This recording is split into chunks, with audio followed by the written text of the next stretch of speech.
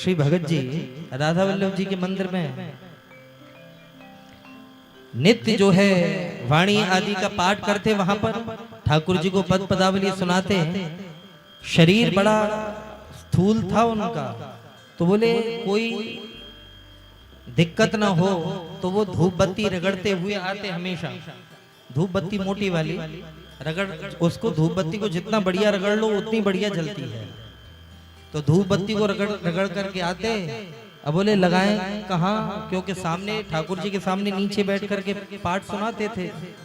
तो वो क्या करते कि कभी किसी का पैर पड़ जाता, कभी कुछ कभी कुछ, तो धूप बत्ती को अपने पैर के घुटने के जॉइंट में लगा लेते। समझ गए ना, घुटना मुड़ा है ना, तो इसमें जो है धूप बत्ती को फंसा लेते। मोटा शरीर था तो ऐसे बैठे रहते। और जिस समय राधा वल्लभ जी का दर्शन करते हुए वो वाणी जी का पाठ करते, तो जितनी देर पाठ करते महाराज अविरल अश्रुधार बहने लग जाते। अविरल अश्रुधार। और सुनो, कबीरदास जी का भाव है, कबीरा हंसना बंद कर, रोने से कर प्रीत, क्योंकि बिन रोए किन पाइया वो प्रेम प्यारा मीत। कबीरदास जी स्वयं कहते हैं उसको बिना रोए प्राप्त नहीं किया जा सकता, बिना रोए प्राप्त नहीं किया जा सकता। और दूसरी बात और सुनो, आंसुओं का कर्ज ठाकुर जी कभी नहीं चुका पाते। आंसुओं का कर्जा परमात्मा कभी नहीं चुका पाते।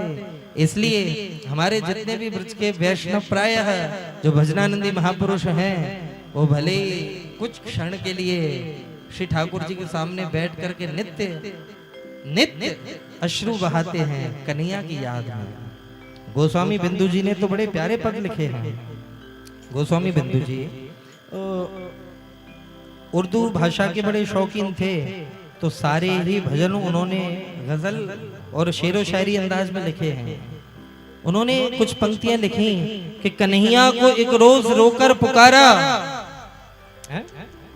कन्हैया को एक रोज रोकर पुकारा, कहा उनसे जैसा हूं अब हूं तुम्हारा। वो बोले कि साधन किए तूने क्या है, साधन, वो बोले कि साधन किए तूने क्या है। मैं बोला किसे तुमने साधन से तारा। वो बोले न दुनिया में आकर किया कुछ, मैं बोला तो अब भेजना मत दोबारा। वो बोले परेशान हूं तेरी बहस से, मैं बोला तो कह दो तू जीता मैं हारा।